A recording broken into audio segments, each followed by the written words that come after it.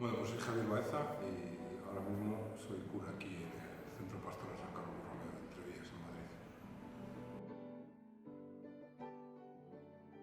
El estilo de parroquia surge en los años 80, cuando el cura que entonces estaba aquí, Enrique de Castro, pues empieza a tener contacto con jóvenes que tienen muchos problemas y entre otros el consumo de drogas, ¿no? Nosotros como tal, y en aquellos años, ¿no?, donde había muy pocas alternativas de tratamiento, aquí no se origina en ningún momento un centro de desintoxicación, sino que aquí lo que se va originando pues es un espacio donde estas personas, sobre todo en aquel momento estos chicos, tengan la oportunidad de estar, de hablar, de mostrarse tal cual es y desde ahí también poder mostrar sus problemas, ¿no? Y lo que se hace en aquel momento y hasta la fecha, pues es intentar, acompañando a estos chicos, digo chicos siempre masculino porque era mayoritariamente lo que había también mujeres lógicamente, pero lo que se intentaba era acompañándoles para ponerles en contacto en lo que luego ya en los años 90 fue pues el Plan Municipal sobre Drogas, el Proyecto Hombre, centros de rehabilitación y bueno, pues todo eso fue. Nosotros en ningún momento ni somos ni queremos ser un centro de desintoxicación. Otra cosa es que había muchos momentos, yo me acuerdo cuando yo empiezo, en los años finales de los 80, principios de los 90, en donde bueno, pues nos íbamos a pasar lo que se llamaba los síndromes de abstinencia, los monos a casas de amigos, a playa, ¿no? Pero nosotros no éramos un centro de rehabilitación como tal.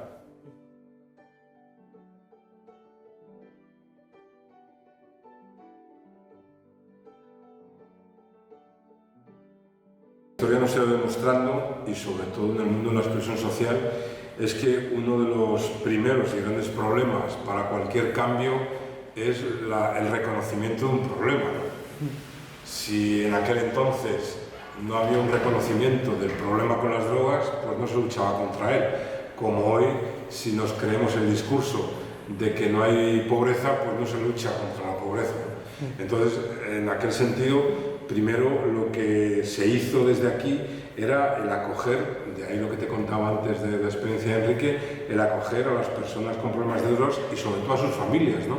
No olvidemos que lo que nos contaban y nos relataban, sobre todo, no solo, pero sobre todo las madres, y de ahí luego el grupo de Madres Unidas contra la Droga, había algún padre despistado, pero sobre todo eran mujeres, eran madres, lo que ellas nos vivían es que además se vivía el problema de tener un familiar, un hijo, generalmente una hija, consumiendo drogas en casa, se vivía con mucha autoagresión, porque pensaban que habían sido malos padres o malas madres, ¿no? Entonces, en primer lugar, acoger a esas personas que tengan un espacio en donde poder contar su historia, donde poder reconocer cuál es el problema y juntos, con otra gente, en buscar soluciones, ¿no? Ese era sobre todo, yo creo, nuestro aporte, ¿no? Junto también a la necesidad que fuimos descubriendo muy poco a poco, pero de una manera muy evidente, en denunciar, por un lado, toda la complicidad policial que había y toda la complacencia social en que parecía que el problema de las drogas era un problema de pobres. Cuando luego eso se va extendiendo, pues la realidad cambia. Exactamente igual nos ocurrió, por ejemplo, que venía muy asociado con el problema del SIDA, ¿no? El problema del SIDA se considera o se entiende para mucha gente que es un problema de las tres H's que decía, ¿no? De los heroinómanos, de los homosexuales y de los haitianos, ¿no?, que se decía.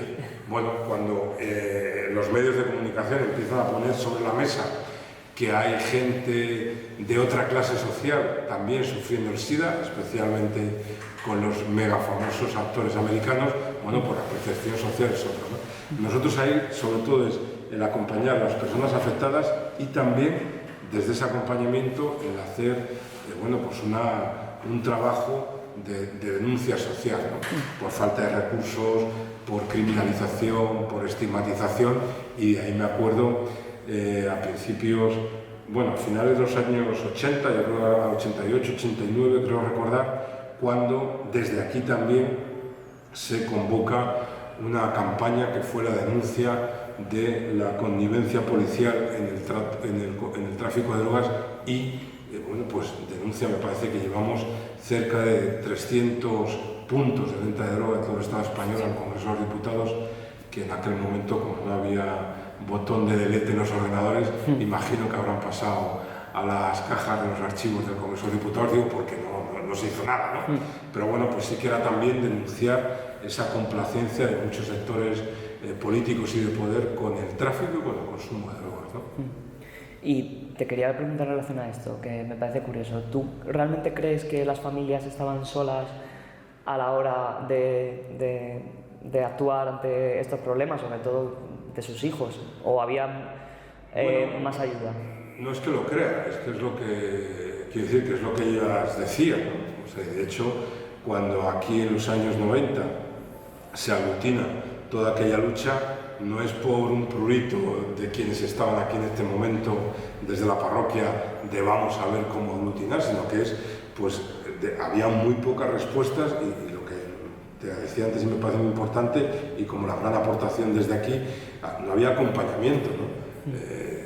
Démonos cuenta que al inicio de los 90, prácticamente como centro de desintoxicación, pues lo que hay es el famoso patriarca, los evangelistas y 4 cositas más, pero no había una intervención como luego ocurrió en Madrid con el Plan Municipal sobre Drogas o a nivel estatal con el Plan Nacional sobre Drogas, ¿no? No había una alternativa ni de tratamiento ni de desintoxicación a todas esas personas que acabaron enganchadas en las redes de la droga, ¿no? Por eso yo creo que lo que aquí se consigue, lo que ocurre es que mucha gente que está durante muchos años sufriendo el problema de una manera muy oculta y muy solos, bueno, pues encuentra un espacio de acogida, de poder intercambiar, de poder compartir. Hay un poeta, cantautor vallecano, Luis Pastor, que tiene un poema que dice algo así como que nunca podrás olvidar con quien has llorado. Bueno, pues yo creo que la experiencia fue que juntarnos en un lugar con otra gente para llorar juntos nos hace no solo que no nos olvidemos, sino sobre todo, y yo creo que fue la luminosa y lucidísima lucha del grupo de Madres contra la Droga que se inició aquí también, fue esa capacidad de transformar el dolor y la rabia individual en lucha y en transformación colectiva, ¿no? A mí me parece que fue en ese sentido pues una aventura maravillosa y muy dignificadora, ¿no? Sobre todo, más allá de que se fuese capaz de solventar que la gente dejase de consumir drogas. Mucha gente no lo consiguió, no se desintoxicó y muchísimos murieron por el abuso de drogas, por la conexión posterior con el SIDA, por maltratos en cárceles, en calabozos de comisarías.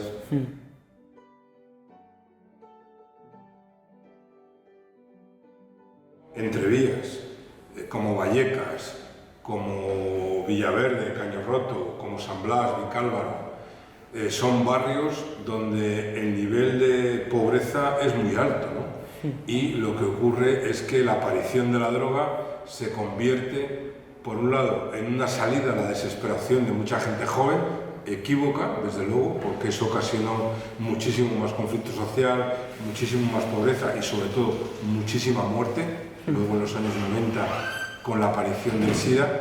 Y, por otro lado, lo que provocó también es que al problema de la pobreza y de la droga se uniese o se sumase más bien el problema de la estigmatización, ¿no? Entonces estamos hablando de barrios obreros donde la aparición de la droga, bueno, luego hay diferentes tesis o diferentes lecturas, si fue una aparición orquestada por el poder para callar a la clase trabajadora.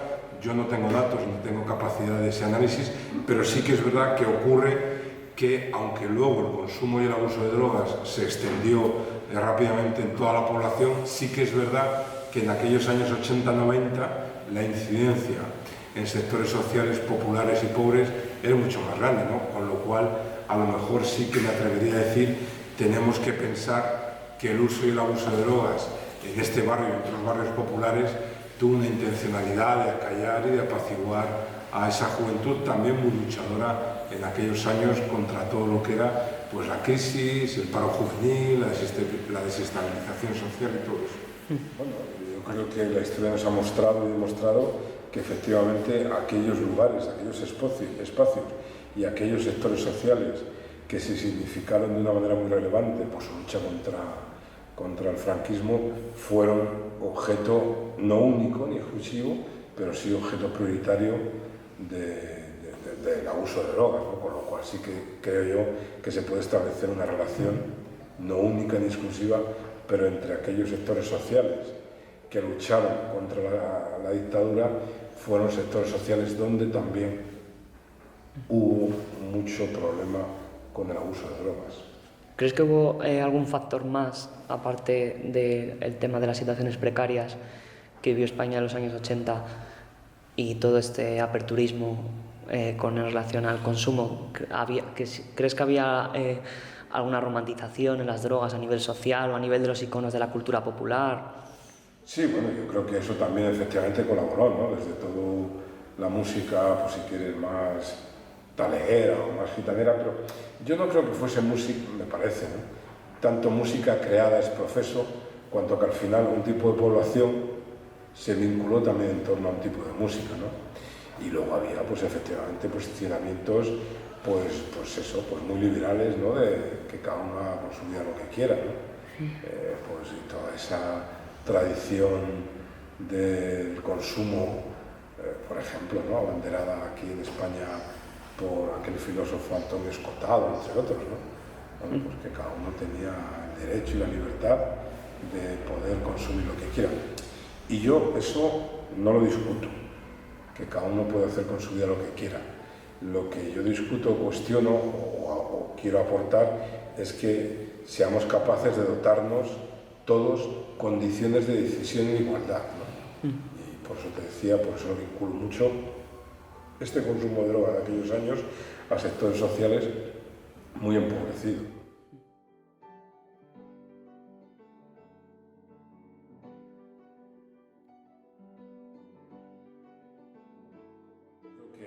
La aparición de un problema de tal envergadura como fue el problema de la droga en la España de los 90 seguramente no tiene una fácil gestión, como con sus aciertos y errores no la debió tener la aparición de la COVID hace 4 años. Quiero decir, a mí me parece que pensar que por estar en no sé qué cúpula del poder tienes la solución, yo creo que no.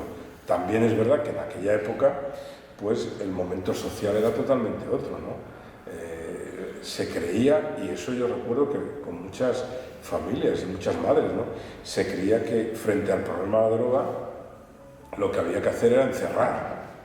Y entonces, pues por eso se decía, pues qué mejor que en la cárcel, si ahí no van a consumir. Cuando luego ya se demostró que había muchos intereses para que los chicos que estuviesen enganchados consumiesen fuera y dentro de la cárcel, pues empezó a pensar, anda, a lo mejor el encierro no es la única o la solución total, ¿no? Y yo creo que, bueno, pues se dieron las respuestas que en aquel contexto social se conocían, pero me parece que el error vino y viene, y si no cambiamos seguirá viniendo, cuando las respuestas a los problemas sociales que sufren sectores sociales populares o empobrecidos los damos desde los despachos o desde la moqueta. Y no preguntamos a quien sufre los problemas cuál creen ellos que podría ser una vía de solución, ¿no? Y eso ocurrió con la droga, y eso ocurrió con muchas personas infectadas de VIH, y eso ocurre con las personas migrantes, ¿no? Quiero decir que al final yo creo que la sociedad estuvo y sigue estando muy empapada de esa palabra que inventó Adela Cortina, de la porofobia, ¿no? Mientras sigamos teniendo rechazo a las personas empobrecidas, va a ser difícil poder solucionar los problemas que éstas tienen, y sobre todo porque no las incluimos a ellas. Eso ocurrió en aquellos años con personas con problemas de drogas, ocurrió, y lo vimos claramente después, con personas infectadas por el virus del VIH, y ocurre hoy con personas que migran y que llegan a nuestro país. Bueno, la reina de las drogas en aquella época era en los sectores en que nosotros nos movíamos, vuelvo a decir, sectores sociales muy deprimidos, el mundo de la exclusión social, la reina era la heroína, sin lugar a dudas, ¿no? Porque, bueno, pues la heroína es una droga que deprime el sistema nervioso y te quedabas gilipollas y veías la vida pasar, pero no te dolía, ¿no?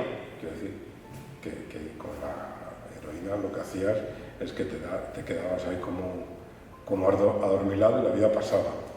También se sumaba a veces, bueno, ¿no? El alcohol, el hachís, pero es verdad que cuando los chicos descubrían la heroína, todo lo demás pasaba en segundo lugar, ¿no? Por eso, por el efecto, diríamos, un poco de somnífero que tiene y que tenía la heroína, ¿no? Luego entra la droga y entonces es verdad que, luego entra la cocaína y es verdad que con la inclusión de la cocaína, bueno, la cocaína es justo el efecto contrario, ¿no? Es un hiperactivo del sistema nervioso, entonces es verdad que la relación era más complicada porque el personal se iba mucho más de la cabeza. Y luego, yo me acuerdo ya así los últimos años de esa gran problemática, que no es que ahora no la haya, pero creo que efectivamente no la es como en aquel momento, bueno, pues fueron todo lo que tenía más que ver con los barbitúricos, con pastillas, donde al personal se le iba la cabeza y veía fantasmas y cucarachas. El LSD y todo eso, ¿no? Bueno, el LSD, sí, todo tipo pastillas que los médicos recetaban, ¿no? O sea, también es verdad que eran unas épocas en donde tampoco se sabía muy bien qué hacer o cómo hacer, y entonces, bueno, pues había muchos médicos que lo que hacían es que recetaban tranquilacín, recetaban medicaciones con componentes de opiáceos y, bueno, pues el personal, pero claro, eso, tomado, mezclado con alcohol, con hachís, con heroína, con coca, pues claro, al personal le acabó reventando la cabeza.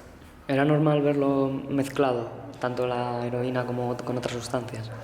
Bueno, yo creo que a finales, mediados de los 90, finales de los 90 más, pero no, yo el recuerdo que tengo, sobre todo la gente en estos sectores nuestros consumía heroína. Luego había que ver también el nivel de pureza, ¿no? Pero heroína.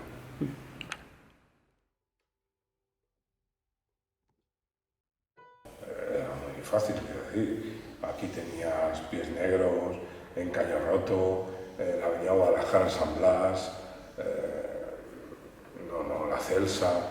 Bueno, había muchos sitios, quiero decir, que pues igual que hoy, todo el mundo sabemos y podemos ir a pillar, se sabe en la cañada donde se vende, ¿no? O sea, que el mercado en ese sentido, como todo mercado, es un mercado muy autorregulado y muy organizado, desde la clandestinidad si quieres, pero se sabía quién tenía la buena, quién tenía la menos buena, lo que valía la heroína más pura o más cortada, la heroína que venía de un sitio, la heroína que venía de otro, que era más marrón, todo eso se sabía, ¿no?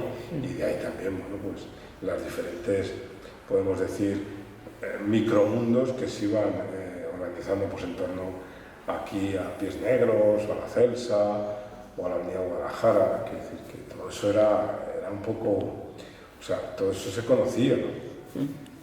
El por qué nos atacaba o nos acababa, bueno, pues porque imagino que el mercado, cuando hay tanta demanda, sabe que tiene mucho poder, ¿no? Pues es lo mismo, cuántas veces hemos escuchado en los telediarios abrir con, se ha desmantelado el clan de los gordos, los finos o los intermedios, y uno dice, coño, tantos gordos hay, y bueno, pues todos los meses se desbarata un clan de no sé qué familia, ¿no? Bueno, ¿por qué no se desbarata todo? ¿Por qué no se acaba con ese problema? Sobre todo también porque al final lo que estamos viendo es que, digo, pues que como toda la mafia o toda la corrupción, pues que al final se va contagiando a muchas capas y a muchos sectores sociales y va acaparando un poder enorme, ¿no? Por lo cual también imagino que luchar contra esos tráficos pues no es fácil, ¿no?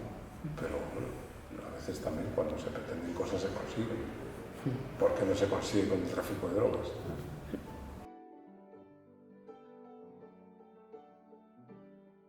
Si algo me parece que ha sido el vínculo de conocimiento, ha sido el boca a boca, ¿no? De hecho, bueno, pues no gastamos ni tiempo ni recursos en grandes publicidades, ¿no?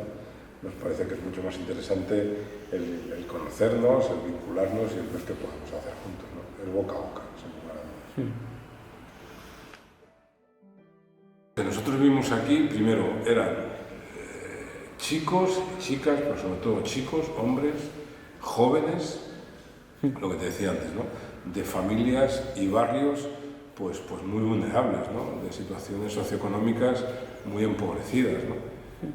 Luego es verdad que la realidad se va ampliando y entra otro tipo de consumos, y junto a la heroína, que diríamos una droga vinculada a los sectores populares o pobres, empieza a entrar también y a universalizarse el consumo de cocaína, que tiene otras connotaciones.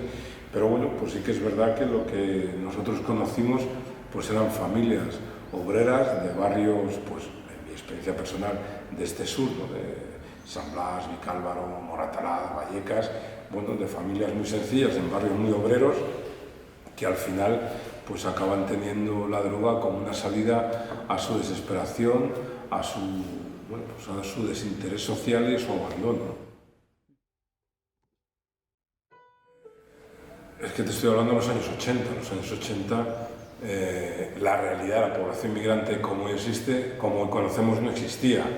La realidad de la población homosexual, como hoy reconocemos, no digo que no existiese, no tenía ninguna visibilidad, ¿no? Quiero decir, mi experiencia es que mayormente incidió el problema de la droga en personas, sobre todo en hombres y mujeres también, pero sobre todo en hombres de sectores sociales muy vulnerables, ¿no? Que en ellos habría personas migrantes, seguro.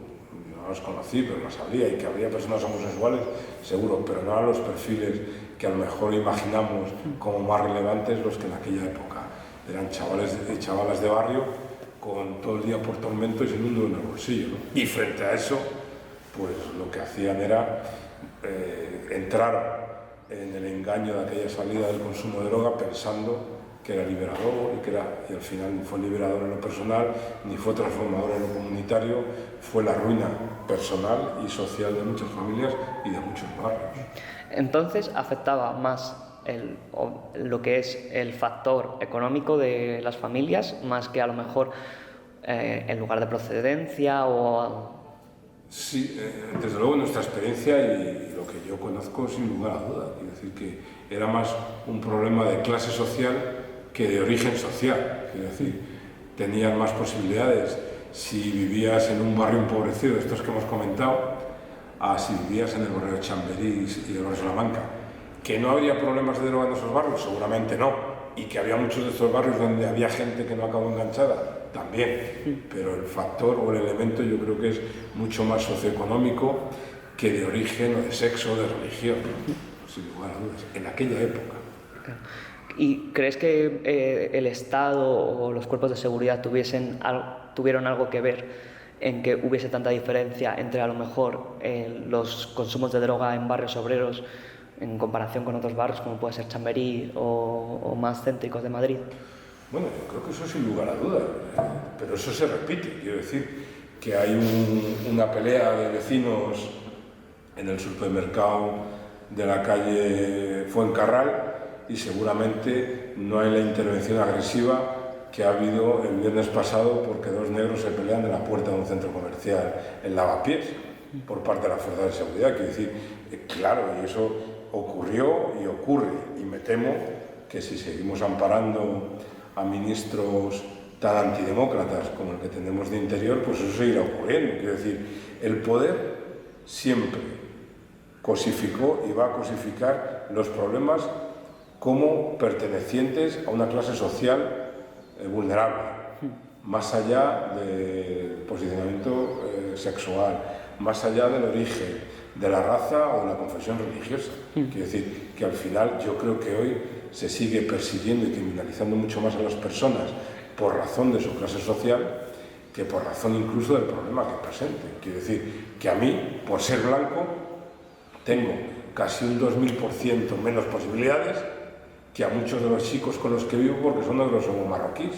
Eso es así. ¿Por qué? Pues porque el poder político, económico, religioso, policial estigmatiza por la imagen, ¿no? Pero eso ocurrió y ocurre. Yo recuerdo de haber ido a un centro comercial aquí en Vallecas con unos chavalillos jóvenes, pues por las pintas, y venir el segurata a decirme que tuviese cuidado con esos chicos que iban detrás de mí.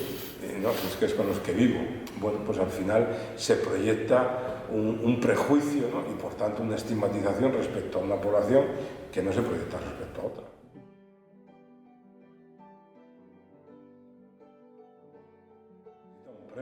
necesita es estar en un lugar y un espacio donde uno pueda tirar hacia adelante, ¿no? Cuando uno estaba enganchado a las drogas y encima malviviendo en la calle o viviendo en condiciones indignantes, pues era muy difícil poder abandonar esa adicción, ¿no? Entonces, bueno, pues desde esa posibilidad de llevártelos a casa y de juntos empezar. Mira, mi experiencia, yo te cuento mi experiencia. Yo no conozco o no he acompañado a ninguna persona, no conozco a ningún chaval que haya dicho por cojones, por voluntad, por cabezonería, voy a dejar de consumir. Sí conozco y he vivido muchas experiencias de chicos y chicas cuando han descubierto otras cosas y han ido llenando su vida de otras cosas. Cuando tú llenas tu vida de ilusión, de vida, de esperanza, la droga, como otras adicciones, como otros problemas, van descendiendo.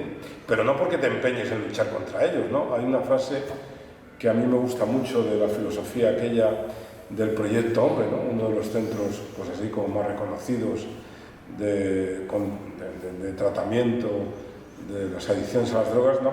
Que decía algo así como, no es textual, ¿no? Pero venía a decir como, no te creas que eres el dios de tus sueños ni la mierda que te dicen que eres, ¿no? Bueno, pues a mí me parece que las personas tenemos capacidades, pero tenemos también que descubrir las oportunidades.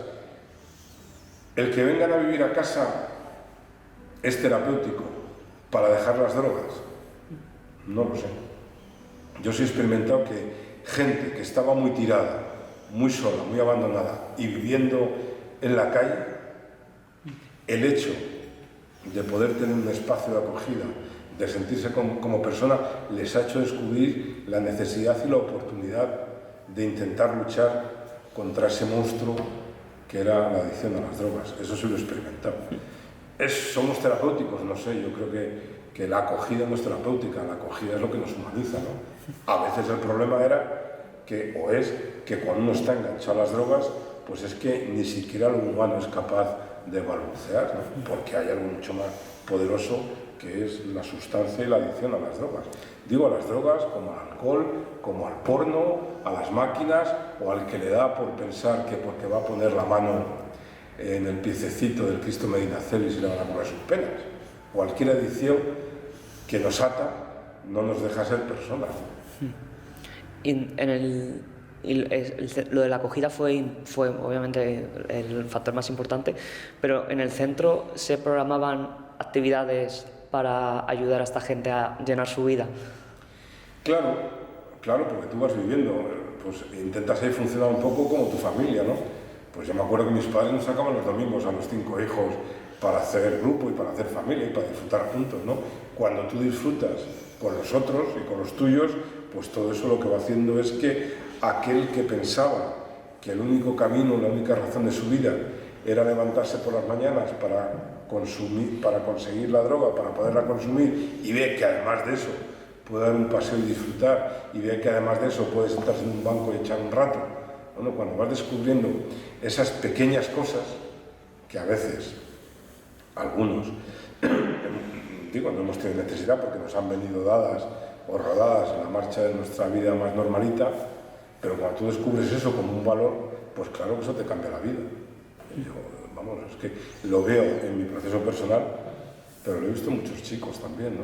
No porque haya magia, sino porque al final uno, cuando encuentra el sentido a otras cosas, pues se da cuenta de que aquello que pensaba que era el sentido absoluto, que era el consumo de drogas, al contrario, ¿no?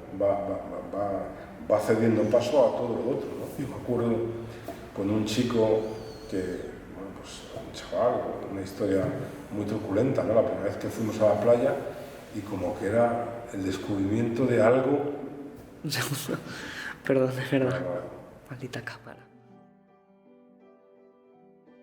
Bueno, claro que se hacían actividades, no me acuerdo, pero salíamos, eso, lo que te decía, salíamos juntos, íbamos al cine, íbamos al campo, íbamos a muchos lugares donde ellos habitualmente estaban, pero sin necesidad de ir puestos hasta la bandera, ¿no? Quiero decir que me parece que, recuerdo, ¿no? Que lo que hacíamos era el intentar vivir desde las claves que ellos vivían, salir de fiesta, ir a bailar, pero sin necesidad de irte opuestos, ¿no?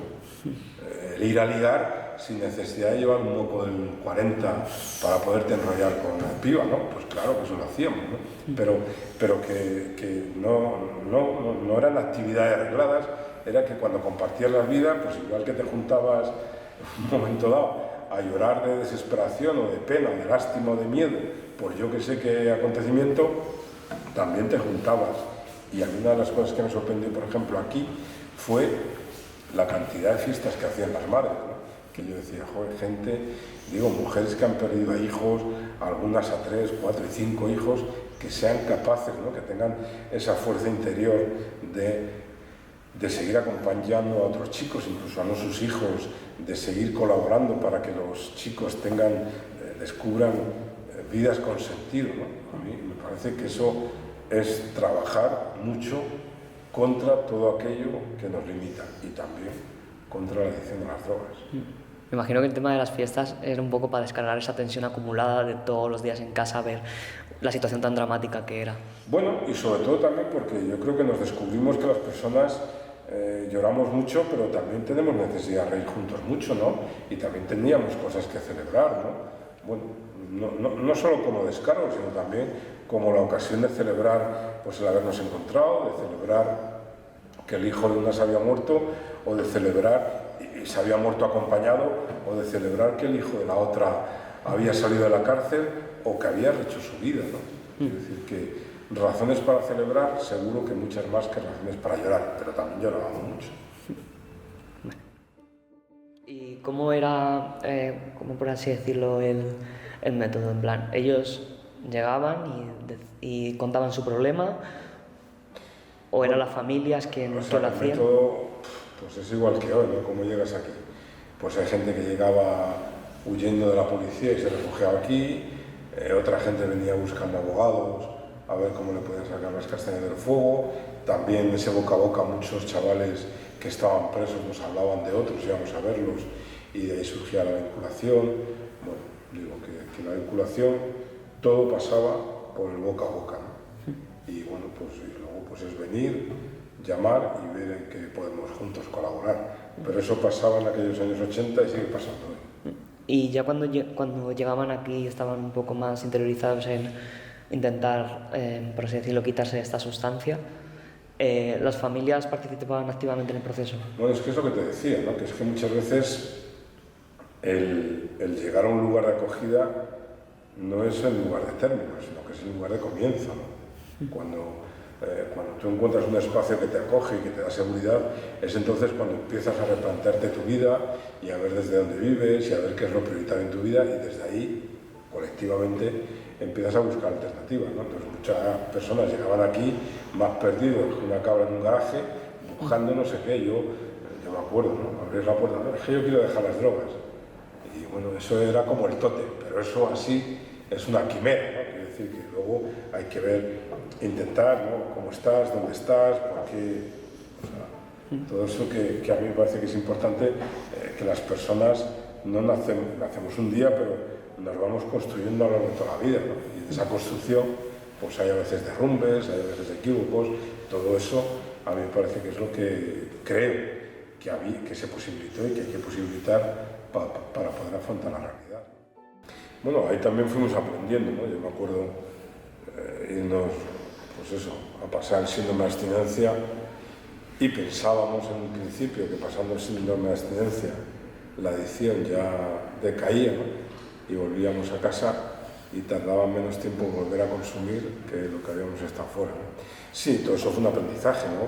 También yo creo que los profesionales médicos se fueron incorporando a aquella lucha y entonces, bueno, pues ya fuimos descubriendo que si el síndrome de abstinencia era, diríamos, una puerta que facilitaba o dificultaba que muchas personas, muchos chicos, pudiesen hacer un tratamiento porque no lo conseguían, bueno, pues a lo mejor lo que había que hacer era intentar acompañar médicamente y con tratamiento farmacológico a minorar lo más posible el sufrimiento, ¿no?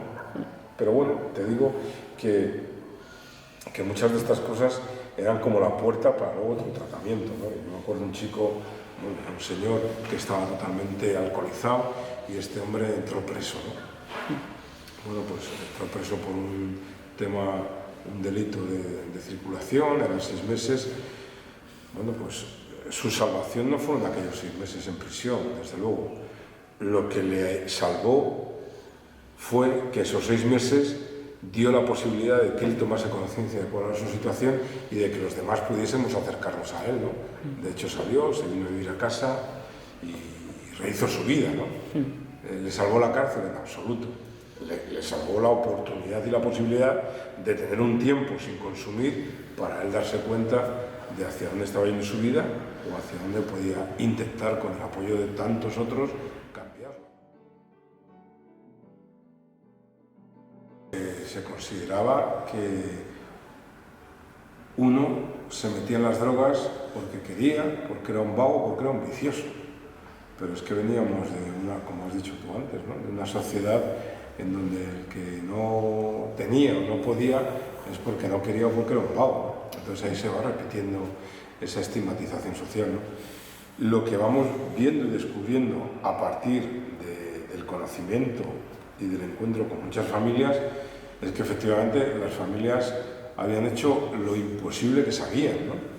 Es decir, que no era un problema de mala educación por parte de los padres ni de mala educación de los hijos, sino que era, bueno, pues yo sí creo que un interés muy orquestado en que aquella juventud, si quieres, más rebelde, más luchadora o más transformadora, no siguiese adelante, no siguiese creciendo, ¿no? Eso con la complicidad de dar cobertura pues a ese gran tráfico y mercadeo de la droga, ¿no? Efectivamente, todo eso lo que provoca es que en el imaginario social pues se criminalice y se estigmatice, porque es más fácil mirar la paja en el ojo ajeno, que decía el Evangelio, que ver la vida en el tuyo propio, ¿no? Es más fácil estigmatizar y criminalizar diciendo ese está así por su propia culpa y única culpa, que cuestionar el estilo de vida personal o colectivo comunitario en aquel momento. Creo que si hubo algún pecado, o si hoy lo hay, es el que considere que es un pecado tener problemas con las drogas. Quiere decir, hubo, ¿no? Y lo hay. Hay ciertos sectores religiosos que piensan que uno se engancha a las drogas porque tiene el demonio dentro. Bueno, me parece que cada uno proyecta sus miedos y sus incongruencias, ¿no? No, desde luego aquí yo no recuerdo en absoluto, vamos, ni a las personas que tuvieron problemas con las drogas, ni a quien tiene hoy problemas, ¿no? A mí me parece que lo que estamos invitados e intentamos hacer es acoger a toda la persona, sea cual sea, ¿no? Quiero decir que yo en mi casa ahora, por ejemplo, el único infiel en el Ramadán soy yo, que soy el único de los 7 que vivimos juntos que no lo hago, ¿no? Quiero decir que y no hay ningún problema para acoger a chicos de la calle que hoy por su migración están celebrando el Ramadán, ¿no? O a la inversa, ¿no? ¿Cuántas veces en aquellos años, ¿no? Acompañamos en sus momentos finales a muchos muchachos que lloraron, ¿no? Perdón, que murieron, y bueno, en ningún momento ni se les ponía a Dios como juez de su vida pasada, ni se les prometió un paraíso que no conocemos, ¿no? No, yo creo que si queremos y si algún sentido tiene la experiencia religiosa, es aquella que nos habla de liberar, y bueno, eso es lo que yo creo que son los milagros que nos cuenta la Biblia, ninguna alteración natural, sino la capacidad que tenemos los seres humanos de juntos y juntas poder transformar la realidad. La motivación para ayudarles estaba presente la fe, o sea, ¿vosotros los ayudabais simplemente por hacer una labor social, o era más por seguir el juicio cristiano, por así decirlo? Bueno, es que el juicio cristiano yo creo que no hay, digo, y además precisamente aquí una de las cosas que experimentamos también es que las palabras son importantes, ¿no? Y por eso el término juicio nos crea mucho repelús, ¿no? Porque tantos chicos pasaron por juicios humanos por sus problemas, ¿no? Yo creo que no, a mí me parece que las cosas no, la motivación del por qué se acoge al otro no es por razones religiosas ni por razones paternalistas de penas, de que nos dé pena, sino que acogemos al otro porque nos necesitamos unos a otros, ¿no? Y las personas venimos cargados con nuestras posibilidades y nuestras precariedades, ¿no?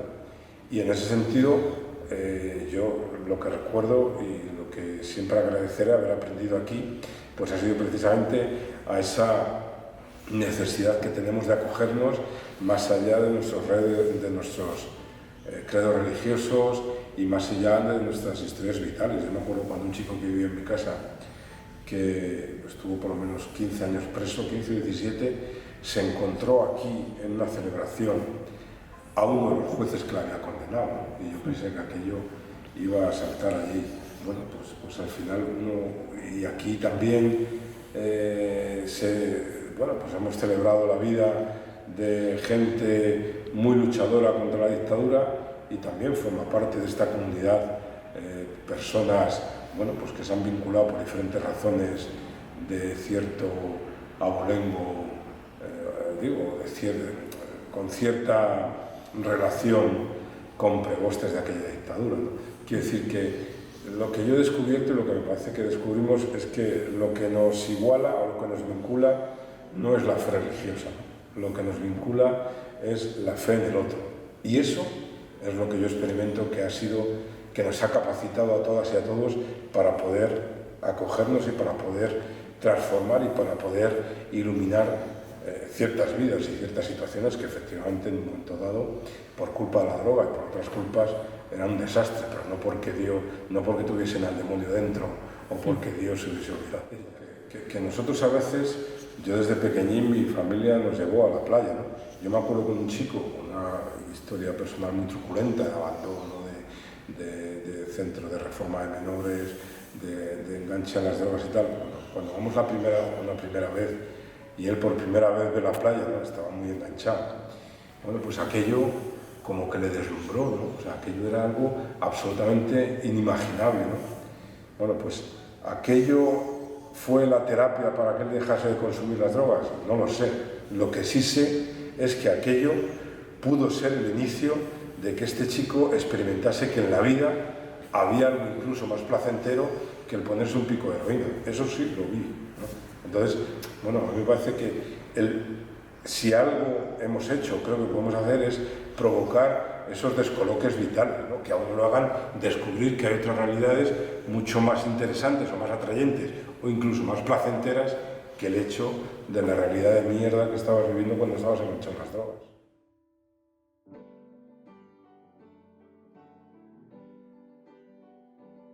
Digo yo, mi experiencia es que, así como recogiendo todo, ¿no? Si fuimos capaces de acompañar a muchos chicos en el último momento de su vida e intentar y posibilitar que muriesen con la paz con la que no habían vivido, a mí me parece que eso no es suficiente, pero eso es muy importante, ¿no? Y desde ahí también pues crear eso que se llaman ahora, esa palabra, ¿no? Tantas sinergias de ver cómo en otros lugares, como otra gente hace otras cosas, las mismas cosas, ¿no? El haber creado ahí una red de afectos, de cariños, bueno, pues que se mantiene lógicamente hasta hoy, que un chaval viene y va y viene a tu casa, viene aquí a la parroquia, no sé, a mí me parece que eso es lo más bonito, si quieres, y lo más importante en lo que hemos podido colaborar. Sí. ¿Había mucha gente trabajando en concreto en este centro o era más bien una labor más tuya personal? No. Había muchísima gente. De hecho, yo me incorporo cuando ya está Enrique, ya está Pepe, ya están las madres.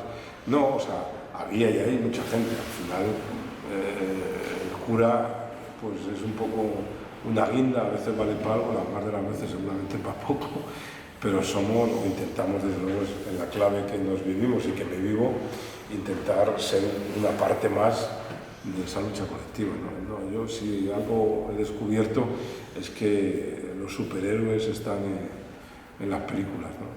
Aquí no hay superhéroes, aquí hay hombres y mujeres, vecinos que intentamos compartir lo mucho poco que tenemos, desde la casa quienes podamos, hasta la cartera quienes las tengan un poco más llenas, hasta los deseos, las ilusiones y los achuchones, ¿no? Es lo que intentamos. las madres, viendo la labor que vosotros hacíais, se animaban a participar activamente dentro del centro con otras personas? Sí, sí, y las madres no solo se animaban, las madres fueron motor de muchas de aquellas luchas, ¿no? Porque, bueno, eso que ahora a mí me alegra, ¿no? Cuando hemos leído por ahí en pancartas, ¿no? Que nos quitaron el miedo y ya nos pueden quitar más, ¿no? O nos quitaron lo que más teníamos, que gritaban las madres, que fue nuestros hijos, ya no tenemos miedo a nada. Bueno, yo creo que eso provocó el que ellas no solo fuesen motor, sino que además liderasen luchas y liderasen actuaciones, yo creo, muy geniales a nivel social, ¿no? Es decir, que yo me acuerdo, había una jueza que luego fue condenada por su corrupción, ¿no? Lo que pasa es que aquí la corrupción de los poderosos luego no se paga, ¿no? Pero fue condenada por corrupción y esta jueza se vanagloriaba de no recibir, era jueza de vigilancia penitenciaria, la que atiende a los presos, y ella se vanagloriaba de no recibir a ningún preso ni a las familias de los presos, ¿no? Bueno, y las madres dijeron, ¿cómo podemos mover el que esto se visibilice y que la prensa? Y bueno, pues allí ellas lideraron ocupar el despacho de Plaza Castilla, ¿no? Yo me acuerdo que iba con ellas, yo iba acojonado porque era mucho más joven y porque soy muy miedoso, y ahí fueron ellas, ¿no? Quiero decir, digo, no solo participaron, sino que fueron el motor. Las madres que nos contaban con verdadera angustia y pavor el sentimiento ese, ¿no? De que hemos hecho mal, ¿no? Como madres, como padres, para que nuestros hijos hayan acabado en esta mierda, ¿no? Y por un lado, y por otro lado, ese sentimiento con más o menos realidad de mensajes externos, pero ese sentimiento de culpabilidad, ¿no? Con lo cual se ocultaba en la familia, se ocultaba en los vecinos, y todo eso lo que provocaba, lógicamente, era una historia de mucho dolor muy silenciada, ¿no? Con lo cual el dolor no solo se agranda, sino que además no hay capacidad de gestionarlo colectivamente, ¿no?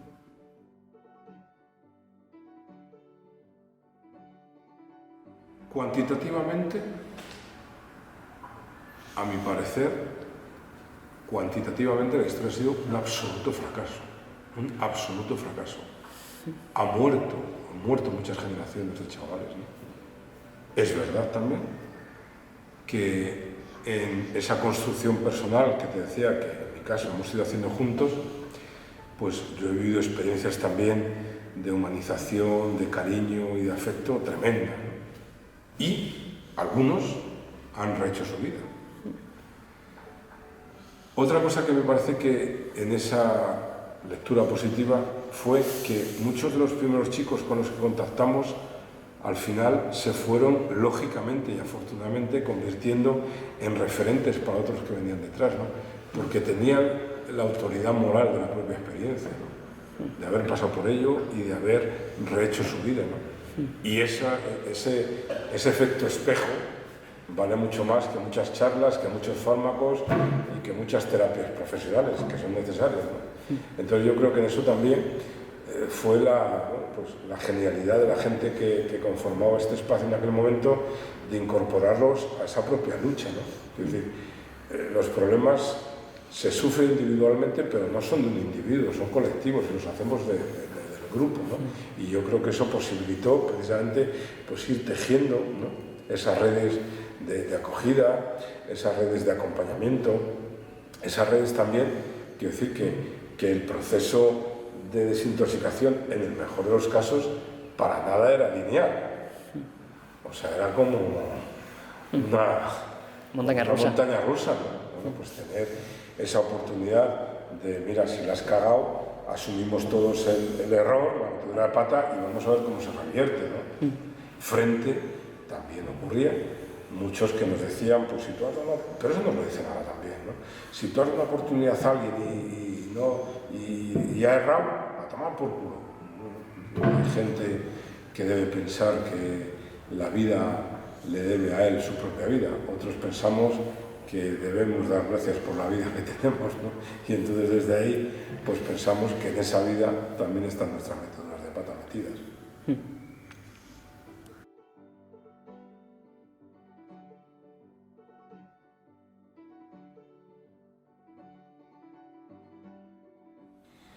Bueno, hacia la labor no. Digo, aquí en esta parroquia se intentó, en este centro pastoral que se llama ahora, la parroquia se cerró, se intentó cerrar en el 2007, ¿no? Pero yo no me atrevería a decir que había una oposición a lo que hacíamos, al contrario, ¿no? En aquella amenaza de cierre, lo que hacíamos se puso en valor, éramos santos, ¿no? Yo creo que hay un problema del cómo se hacen las cosas, ¿no? Quiero decir, aquello que, por llevarlo a mi terreno, en términos clericales, había un obispo en Brasil, el del Cámara, que decía: si doy de comer a los pobres me llaman santo, si pregunto por qué los pobres no tienen que comer me llaman comunista. Quiero decir, si nosotros entonces, y hoy, y eso me ha ocurrido, ¿no?, si nosotros denunciamos que el poder político, el poder económico es tal y cual es causa de la pobreza, eso dentro del ámbito clerical como que se apoya. Si nosotros cuestionamos que a veces la falta de acogida, los bienes en la iglesia, algunos posicionamientos también favorece el que haya exclusión, eso ya molesta y vienen los problemas. Por eso yo no me atrevería a decir que sea tanto. Yo no siento que sea el compromiso con los pobres lo que a mí me cuestiona, cuanto el cómo es ese compromiso y los efectos que tiene, que espero que tenga. Quiero decir que si yo digo que el Banco Santander nos roba, los bancos nos roban, y mi razón o mi argumentario para eso es los beneficios absolutamente inhumanos que tienen, por muy legales que sean, yo creo que eso se aplaude.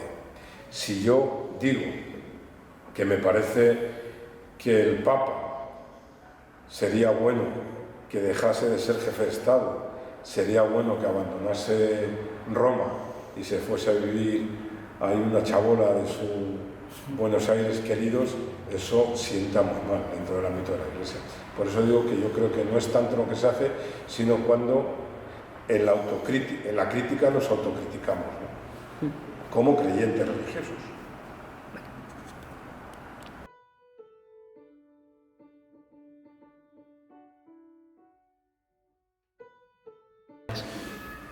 Bueno, o sea, no es que coincidiese, sino que yo participo, o sea, me van saliendo los dientes en este lugar y en ese momento histórico, ¿no? Yo me vinculo aquí, creo que, pues sí, cuando tenía 19 o 20 años, ¿no?, al inicio de mi etapa en el seminario, en un primer encierro que hubo con personas migrantes, y bueno, y luego la relación con la comunidad y con Enrique, sobre todo, por lo que va haciendo es que yo participe también de todas aquellas luchas, ¿no?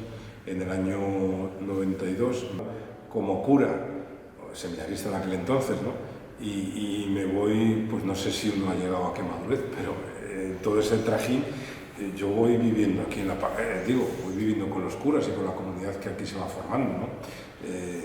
Pues yo conozco la parroquia en el primer encierro que hay, me parece que es en el año 89, y luego voy formando también parte de toda aquella lucha, ¿no?, hasta el año 92, en el que me ordeno de cura y empiezo a compartir la casa con chicos que tenían problemas de drogas, ¿no? Quiero decir que mi recorrido vital pues va muy emparejado a todo lo que fue aquella lucha, aquellos descubrimientos, aquellas lágrimas y también, bueno, pues aquellos dolores.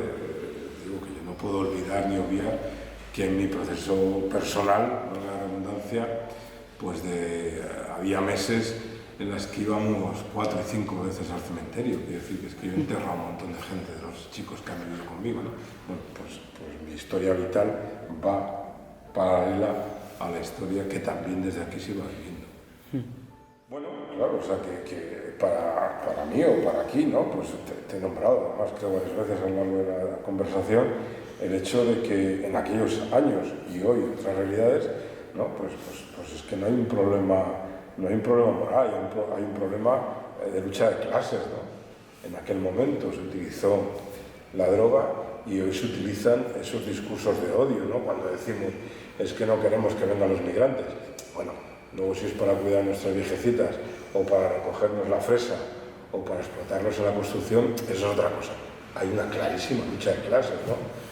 Hay una clarísima preocupación que yo creo, con toda mi ignorancia y mi respeto hacia los fieles marxistas, que va mucho más allá, desde luego, de la propuesta de Marx, que es la ocupación y preocupación de Jesús por el lumpen, ¿no? Por aquellos que no querían el poder de su tiempo, ¿no? Por los leprosos, por las mujeres, por los niños, por las putas, por los ciegos, por aquellos que la habían cagado, ¿no? Me parece que si hay algún mensaje y algún cuento revolucionario, llámale marxista, llámale comunista, llámale evangélico, pues es la actitud de aquel relato que nos cuenta en la parábola del hijo bueno, que llama, que es el padre bueno, ¿no? Un hijo que le pide la herencia a su padre, que se va, que se pierde, que la dilapida y luego vuelve ahí con las ovejas gachas y el padre está al loro en la ventana y cuando lo ves echa sus brazos, ¿no? El no juicio, ¿no? que nos propone el Evangelio de Jesús. A mí me parece que eso está por encima o va mucho más allá de la lucha de clases que propugna el marxismo o de la colectivización de lo público que propugna el socialismo, con los que estoy de acuerdo. Muchos matices, pero sí, para mí es un elemento. El hecho de las adicciones tiene mucho que ver con el problema de exclusión social. La exclusión social es fruto de esa diferencia de clases, de este sistema tan desigual en el que vivimos y seguimos viviendo. Y si no lo apañamos, seguiremos viviendo. Por lo tanto, frente a aquel y a este sistema de desigualdad, pues creo que se impone la lucha social. El cómo de la lucha social, ahí es donde podemos divergir, si con unas herramientas o con otras, con unos métodos u otros. Pero claro que creo que hay que seguir luchando para que esas diferencias y esas desigualdades cada vez se vayan haciendo mucho más simétricas, ¿no? Claro, lo creo.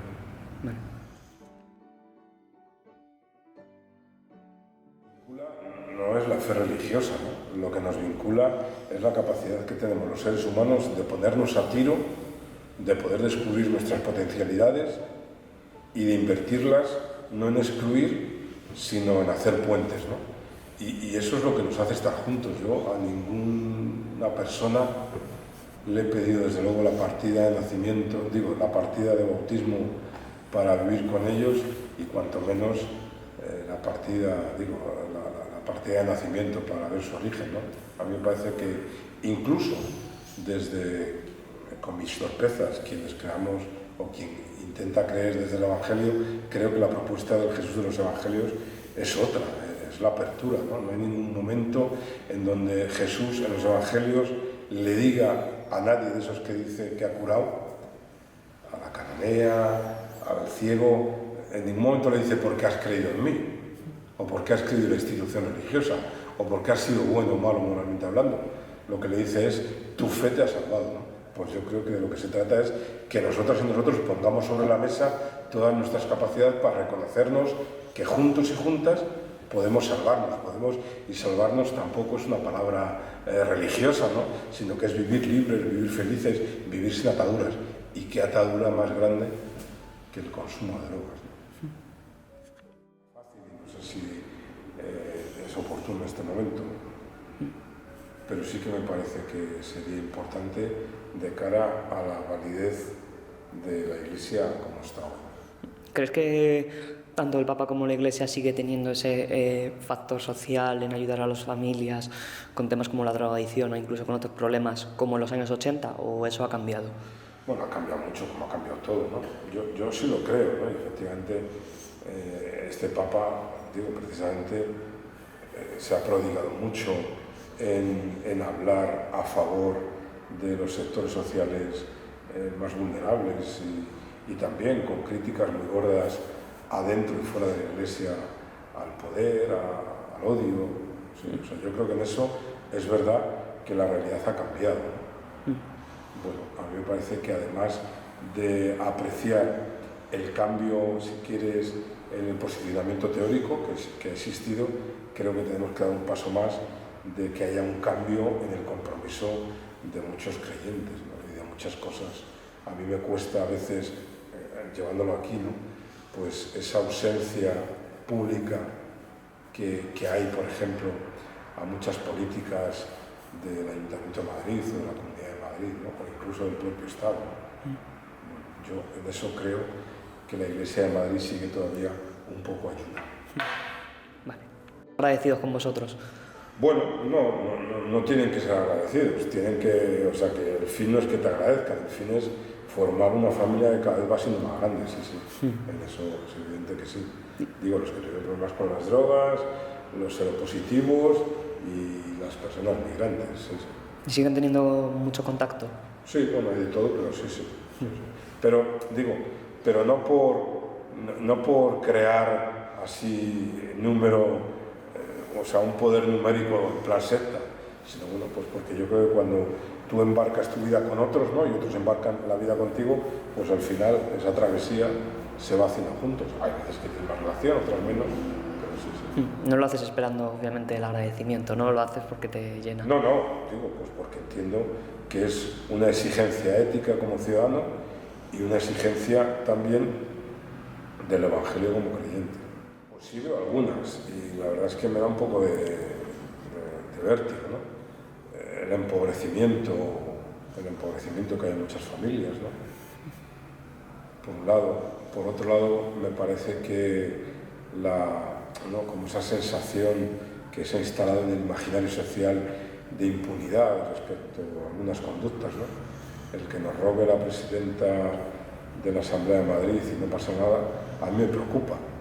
No solo por el hecho, que me parece muy pernicioso, sino porque a lo mejor estamos diciendo a otra gente que no pasa nada por robar, ¿no? Y por no atender a los enfermos en la COVID y todas esas cosas, ¿no? Me parece que estamos en tiempos, no sé si son similares o no, pero en tiempos difíciles, ¿no? Donde eso también, esa dificultad, nos debe llevar a posicionarnos en actitudes colectivas y de resistencia, ¿no? Porque creo que vienen tiempos fuertes. Yo esta mañana pasaba ahí en Moratalaz por un centro,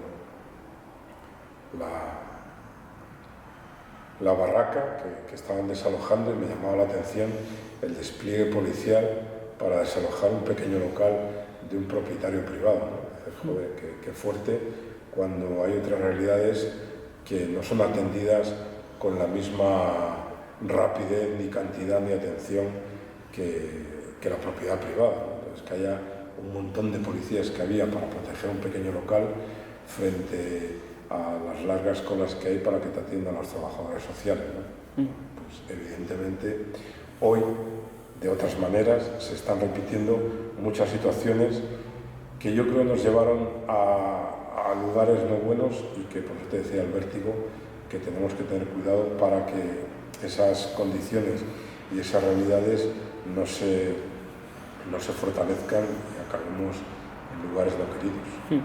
Y en relación a la droga, ¿veis que el problema ha cambiado, que sigue de manera similar? Bueno, yo creo que ha cambiado mucho, ¿no? Porque ha cambiado mucho los patrones de consumo, porque ha cambiado mucho, me parece que también la forma de verlo en la sociedad. No sé si esto es bueno o regular, malo creo que no, pero no sé si a veces también porque los problemas se vivan de una manera mucho más oculta o se normalicen, a veces acaban de dejar. Quiero decir que no tengo respuesta, pero he ido experimentando estos años que a veces cuando los problemas se normalizan, los problemas que nos dejan de preocupar acaban sin ser fácilmente solucionables, ¿no? Con lo cual uno no sabe si es mejor que el problema no se incordie o si es mejor intentar poner colchones sociales para que no estalle, ¿no? ¿A la gente le preocupa menos este tema, crees? Bueno, yo creo que a la gente en general cada vez le vuelve a preocupar menos lo que no le afecte directamente. Quiere decir que la gente, no creo, a veces no le preocupa la violencia policial si tú tienes la suerte de que no eres negro o latino y no te paran, o a la gente no le preocupa que a tu mujer o a tu hermana un hijo de puta la pegue, la maltrate o la mate si no te toca directamente, o a la gente no le preocupa que sea absolutamente indecente el problema de la vivienda en Madrid o en España si tú tienes donde vivir, ¿no? Al final es verdad que lo que no nos preocupa a veces no nos ocupa, y yo creo que eso dibuja un horizonte complicado y difícil, y ya te digo, yo no me atrevo a definirlo con otro adjetivo, digo que me produce vértigo.